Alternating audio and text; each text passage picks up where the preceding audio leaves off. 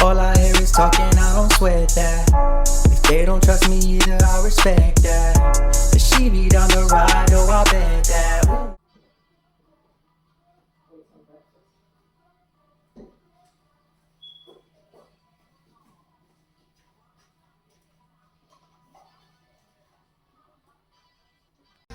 Good morning, good afternoon, good evening. My name is JH. How you doing, Postal family? Is everybody good? Is everybody cool? Everybody clean? Are you crisp? Are you feeling irie today? Let's talk. I don't make videos for clout. Don't do it. Make videos that are informative. And unfortunately, we just got some fresh breaking news and it don't look good. I'm gonna read the article. Some of you have already heard it, and we're gonna kind of tell you what I think it means. But again, who the hell am I? Just a truck driver. Forget about it. You know what I mean? Just forget about it. So before we continue, in the pinned comment, there's some help for those that need help. With loans for feds, some people broke, some people need it, is there.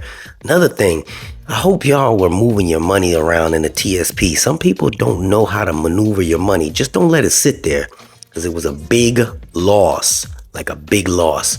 But to the article, today, Postmaster General Louis DeJoy told Congress that he signed a U.S. Postmaster, he signed an agreement with Elon Musk's Dodge government reform team to provide assistance to the money-losing agency as it works to address big problems. Y'all are probably like, good, maybe, I don't know. USPS, an independent government agency with 635,000 employees that just lost $9.5 billion last year, has been exempt from Dodge directed federal employee reductions. We were safe for a minute. Yeesh. DeJoy told Congress in a letter seen by this person here, this news article, that USPS plans to reduce its workforce by 10,000 workers in the next month through a voluntary early retirement program. We already know about that. And,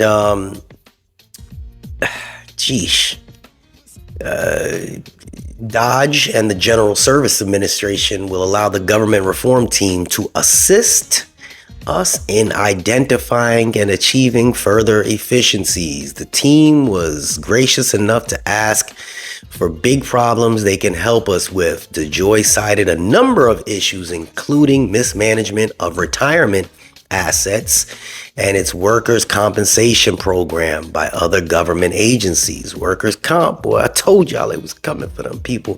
I hope y'all ain't playing with that workers' comp, because now they trying to, okay.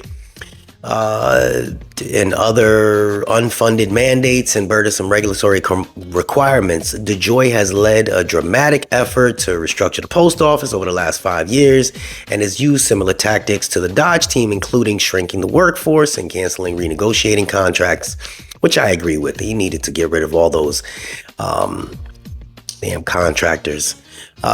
He said the Postal Regulatory Commission is an unnecessary agency that has inflicted over $50 billion in damage to the Postal Service by administering defective pricing models and decade-old bureaucratic processes.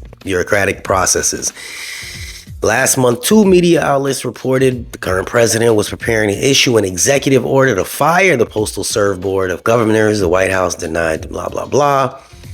A move that the other side would violate the law. Musk said last week he thought the Postal Service should be privatized. And Howard Lutnick has said the Postal Service could help. Said the Postal could help shrink the department's cost by providing workers to conduct the U.S. Census. Y'all heard about that, which takes place every 10 years, handled by a couple 100,000 people and 20,000 Social Security employees. The Postal Service said last month it's adopting new service standards that'll save the money that's losing at least $36 billion over the 10 years. Blah, blah, blah. DeJoy announced that he's leaving soon, right? So our worst case scenario right now with this BS is that Again, I hate to talk about it, but privatization and reduce accessibility. If Elon Musk gets involved in it, he more than likely is going to try to privatize it. And it's going to lead to higher costs for consumers, obviously, and a reduction of service in rural areas. Not really what people want to hear. And a focus on profit over public service. Y'all see how it's going over in other countries. It works a little bit, then it fails. Workforce impact.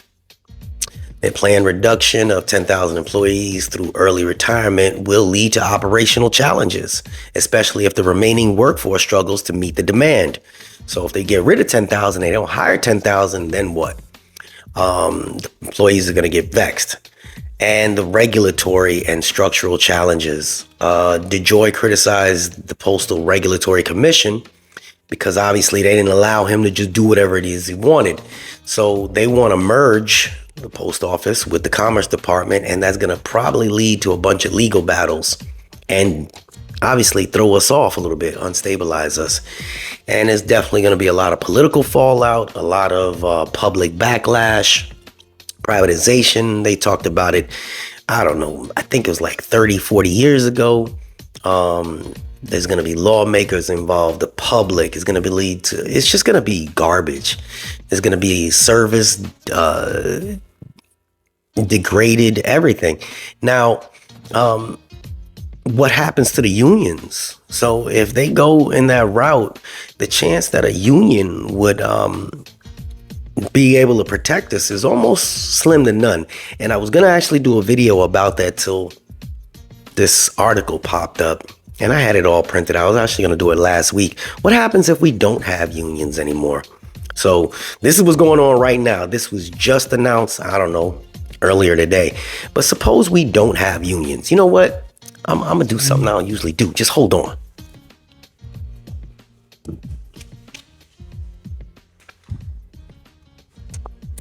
Y'all looking at my pajamas. Don't worry about my pajamas.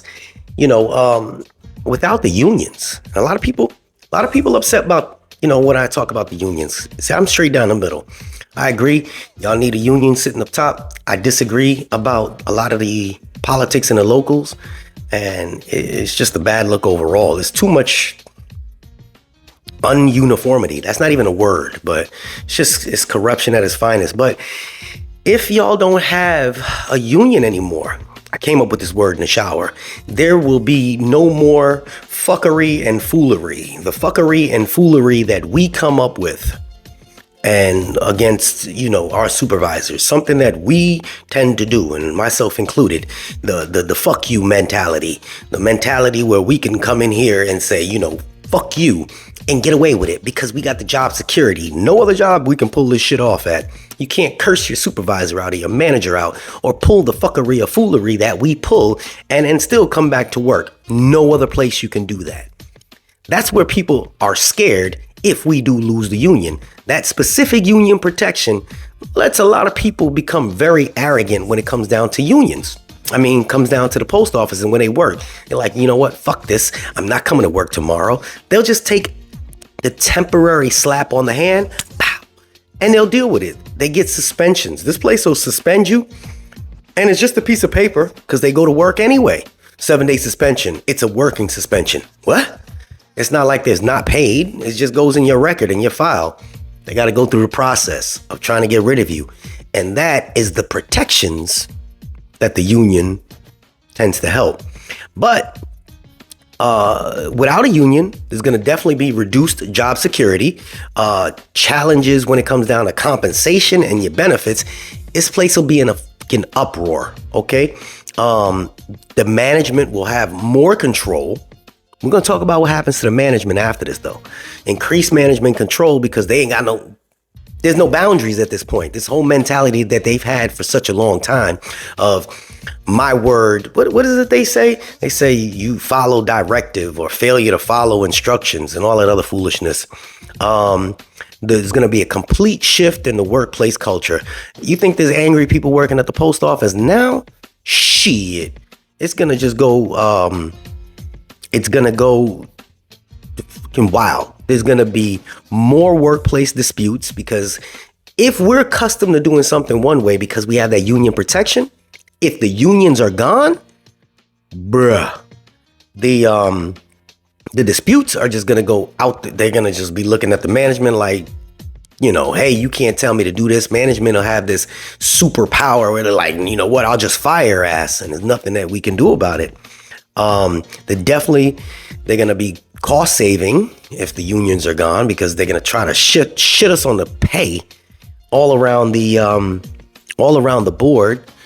When it comes down to your schedule, none of that shit that we was pulling before, where we get to select and that's it. No. They're gonna call you when they need you. They'll set you a schedule and shift it around, just like every other job in the world. The flexibility that we used to have. Okay, well, I know that I picked this bid and I know I'm going to be working from 7 to 3:30 or 3:30 to 11, whatever it is. All that shit with the seniority, all that shit goes out the window if we lose unions. And the potential for the union being lost, it seems like it's more and more relevant now. That's why a lot of the unions are out there fighting like hell. Fighting like hell. And now they want to fight like hell because they want to save the unions. Win, lose, or draw. Bottom line is, somebody wrote this in my comment that they were proud that everybody was getting involved. Let's hope this continues. And let's keep flowing with it. The public perception of the post office. Now, you have FedEx. They don't really have a union, but they make it work. So the mindset is, if they can do it, we can do it. They don't get paid no money. They don't get paid like we get paid. Because a lot of them are just contractors. Amazon makes it work. They barely have a union, right? But it also comes into what happens to the management, because management like this whole concept of we got protections as well. If people just say, you know what, I'm not dealing with this shit, what's going to happen to them? They're going to have increased responsibility and a lot of pressure. They're thinking, well, that's okay because I'm making good money. When this man talking about cutting, he talking about trimming the fat. And if he talking about trimming the fat, you got to think about the people that are not hands-on. They don't need them people. They don't need those people that are not touching the mail. Oh, well, they need a manager, they need a supervisor, and they need another supervisor, and they need a third supervisor. So you need a postmaster, you need a manager, you need a supervisor, you need another supervisor, you need 204Bs.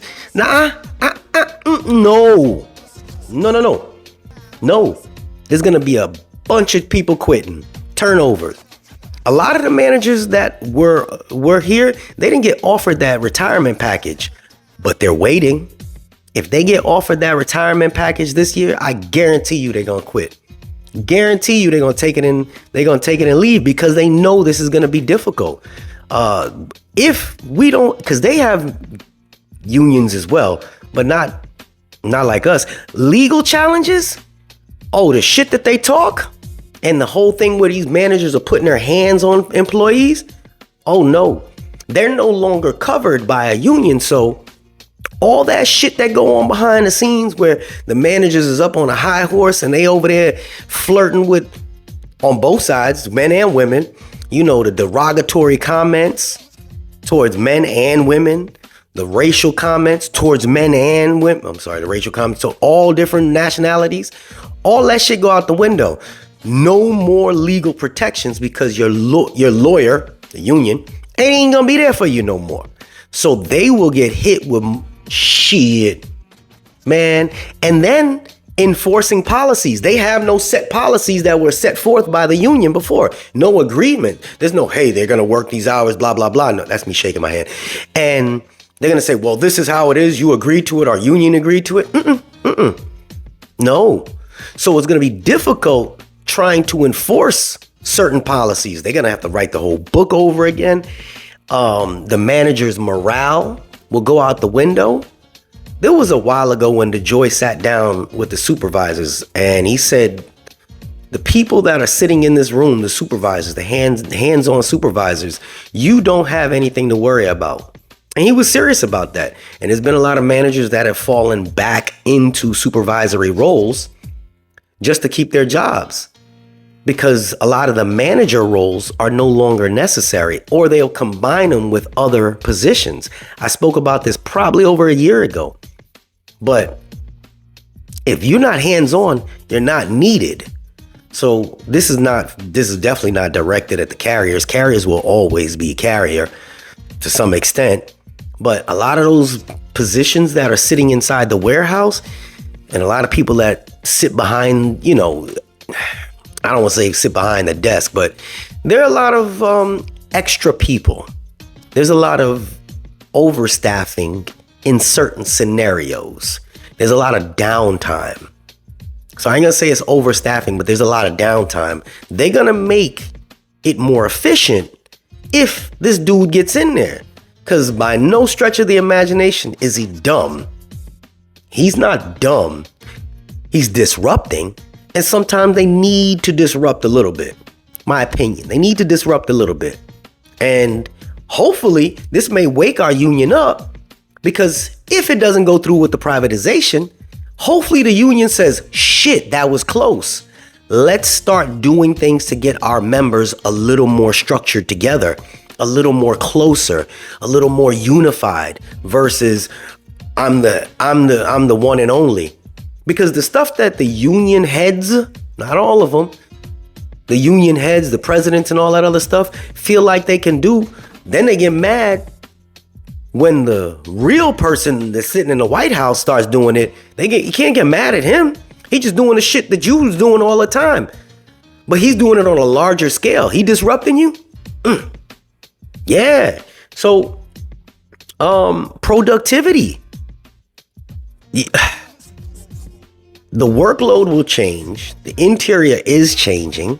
And how much are the people going to say, you know what? This is not worth the headache. People are complaining right now they're not making enough money. We're not. But what happens if they increase your workload? There's only a handful of people that'll stick around. This is a major disruption. Even the thought of it, just talking about it will disrupt people. And so from a manager's union, a supervisor's union, our personal unions on the, craft level, all of them are shaking in their boots, and they should be. They should be. And I personally said it before. I said it when I was talking to James Henry. I said, I don't think people should join unions until they see who their union reps are, or if they know if they have a union rep at their station, because it is what it is. Why am I paying for a union if I don't have no representation? Oh, well, you represented up at top. No. Because if you look at perception and what it is right now, look at what it is right now. If I don't have a local union rep sitting in my facility with me, that's there fighting with me, and then my president of the national all over the country has disappeared for a year and a half, what am I paying dues for again? So you could look at it, oh man, JU was getting, no. Reality. Because if they're not getting raises, well, shit, I'm putting $45, $50 a month, $60, $70 a month towards my union dues. And I'm not getting any raises because I don't see you representing us. So again, I say that and I stand by it. 90 days when they can protect you. There's certain situations. I know Cariff and Henry probably going to be mad about what I said and all the other union people. But it's how I feel. It's how I feel, man. Because not every place has pit bulls that are going to fight for you. And people should be fighting for you. If I know I got a strong union, fucking take my money. Take that shit. I'm glad.